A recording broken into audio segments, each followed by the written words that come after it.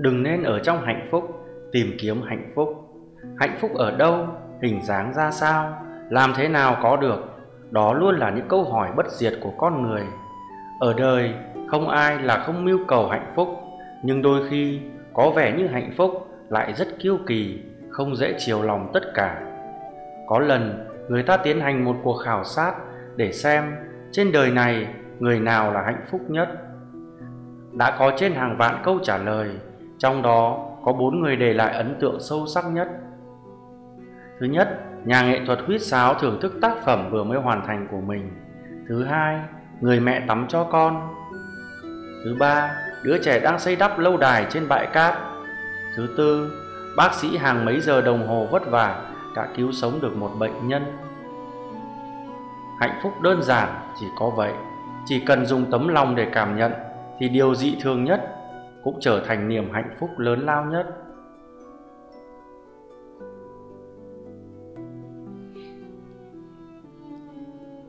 Lại có một câu chuyện như thế này. Một thi nhân tài hoa hơn người, gia cảnh giàu có, vợ đẹp con khôn, nhưng dù thế nào cũng không cảm thấy hạnh phúc. Anh thiết tha cầu xin Thượng Đế đến giúp mình cảm nhận được hạnh phúc. Thượng Đế trước tiên lấy đi tài sản của anh, rồi khiến vợ con anh rời xa anh, cuối cùng lấy đi tài hoa của anh. Chàng thi nhân đau đớn, không còn thiết sống nữa. 1 tháng sau, Thượng Đế lại đem những thứ này trả lại cho anh. Chàng thi nhân ôm chầm lấy vợ con, quỳ mọp dưới chân Thượng Đế hồi lâu, trong lòng biết ơn sâu sắc, cảm ơn người đã cho mình biết hạnh phúc là gì. Một câu chuyện khác kể rằng, có một anh nhà nghèo phải sống chen chúc cùng cả gia đình trong một gian nhà chật chội. Anh quỳ xuống cầu xin Thượng Đế giúp mình thoát khỏi cảnh nghèo túng này. Thượng Đế bảo, con hãy đem gà và vịt cùng nhốt vào trong nhà, để chúng ở chung với con. 1 tuần sau hãy đến tìm ta. 1 tuần sau, anh nhà nghèo đã chịu đủ dày vò, khổ sở, không nói nên lời, lần nữa cầu xin Thượng Đế. Thượng Đế lại bảo anh hãy cùng nhốt trâu và dê trong nhà và sống cùng với chúng. 1 tuần sau nữa hãy lại đến tìm Ngài. Lại qua 1 tuần nữa, chàng trai nghèo đau khổ không thôi, sống không bằng chết, van xin Thượng Đế cứu giúp. Thượng Đế lại bảo anh hãy đuổi hết động vật này ra ngoài, rồi tìm đến gặp Ngài sau 1 tuần nữa. Đúng hẹn, chàng trai nghèo tìm đến Thượng Đế và quỳ mọp dưới chân Ngài, đội ơn Ngài sâu sắc vì Ngài đã cho anh được niềm vui đã đánh mất từ rất lâu. Kỳ thực, Thượng Đế nào có ban cho những người kia bất cứ thứ gì, chỉ đơn giản là Ngài cho họ trải nghiệm sự mất mát, rồi lại có được. Từ trong đau đớn, người ta lập tức tìm được cảm giác hạnh phúc. Hạnh phúc không ở đâu xa, nó ở chính ngay những thứ tưởng chừng như đơn giản bạn đang sở hữu. Khi mất đi chúng ta mới hiểu giá trị đích thực của hai từ hạnh phúc. Điều ấy chính như câu thơ này của Tô Đông Pha. Bất thức Lư Sơn chân diệm mục, chỉ duyên thân tại thử sơn trung. Lời thơ có ý tứ rằng ta không biết được bộ mặt thật của núi Lư Sơn, chỉ vì thân ta đang đứng ở trong núi. Điều duy nhất mà Thượng Đế làm giúp chính là giúp anh chàng kia thoát ra, để có được cái nhìn đúng đắn nhất.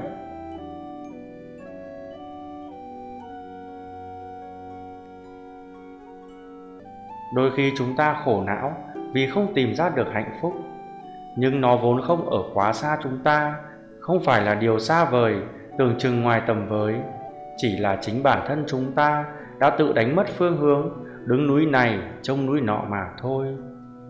Bởi tự thân chúng ta trở nên tê dại, nên hạnh phúc ngay trước mắt mà nhìn như không thấy. Nhưng bạn hãy yên lòng, hạnh phúc trước sau vẫn âm thầm đi bên bạn. Một ngày kia, khi ta hoàn toàn tỉnh ngộ, chợt ngoảnh đầu nhìn lại, sẽ thấy hạnh phúc vẫn đang đứng ở chỗ rẽ, mỉm cười với chúng ta, lặng lẽ chờ đợi cùng ta trở về nhà. Trong phút chốc, ta sẽ không cầm được nước mắt, cảm khái vô cùng, và mới hay rằng cuộc sống thật tươi đẹp biết bao. Cảm ơn trời đất về tất cả những gì ta có được. Người thông minh chưa chắc đã hạnh phúc, nhưng người trí huệ sẽ luôn tìm thấy niềm vui trong cuộc sống. Người khôn khéo chưa hẳn đã hạnh phúc, nhưng người có tấm lòng rộng rãi, khoáng đạt sẽ luôn tìm được bến bờ bình yên. Hạnh phúc phải được nhìn thấy bằng tấm lòng rộng mở. Có thể trên cõi đời này bạn chưa hẳn là người hạnh phúc nhất, nhưng chắc chắn bạn cũng không phải là người bất hạnh nhất. Hạnh phúc giống như những bông hoa, mỗi một bông đều sẽ nở rộ rồi cũng héo tàn. Tuy không thể mãi mãi trong hạnh phúc, nhưng hẳn bạn đã từng biết được hạnh phúc là gì, ít nhất một lần. Ông trời để cho mỗi chúng ta trở thành một bông hoa là để ta làm phong phú thêm cuộc đời này. Chúng ta sống chẳng phải chỉ vì để kéo dài chu kỳ hoa nở, tăng thêm mùa hoa của riêng mình mà thôi. Mỗi một mùa hoa đều có vẻ đẹp riêng, không thể nói là ai hay ai dở được. Đời người cũng giống như đời hoa, mỗi giai đoạn đều có chỗ đáng để trân quý và hồi tưởng lại.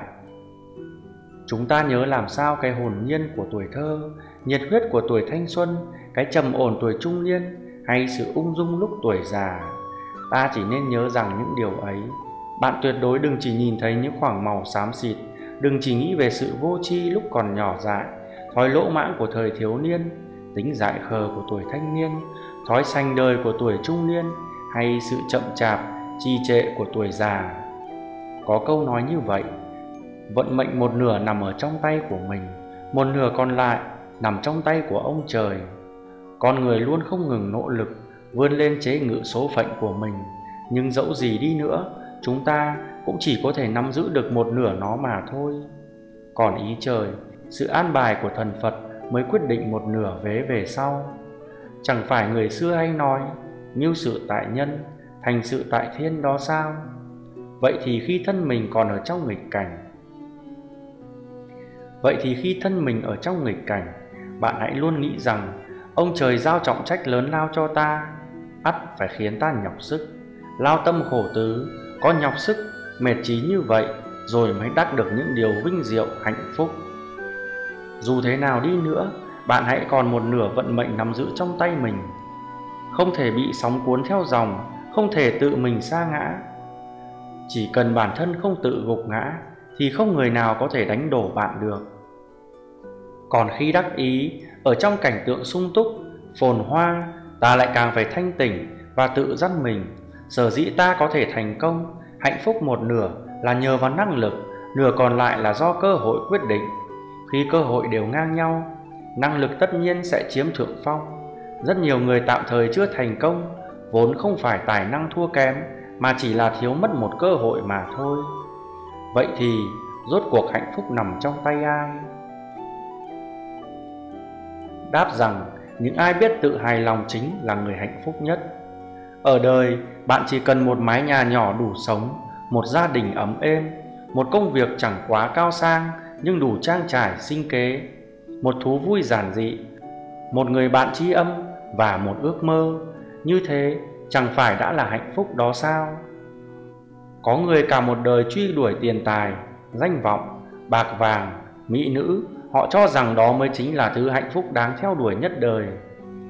Nhưng khi càng lún mình sâu hơn vào vũng lầy danh, lợi, tình, người ta lại càng khó thoát ra, dù có vùng vẫy thế nào đi nữa.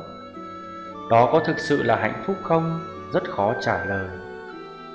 Thiên lý mã trên đời này lúc nào cũng có sẵn, nhưng người có tài nhận biết được ngựa hay như Bá Nhạc thì lại quá hiếm hoi. Không phải cuộc sống của chúng ta thiếu đi cái đẹp, mà là bởi ta đang thiếu đi một đôi mắt để nhìn ra chúng. Hãy là một người có đôi mắt biết nhìn ra hạnh phúc, biết cảm nhận hạnh phúc, và chỉ có tích phúc, hành thiện, sống một đời không tham lam mới có thể lưu giữ được hạnh phúc được lâu dài.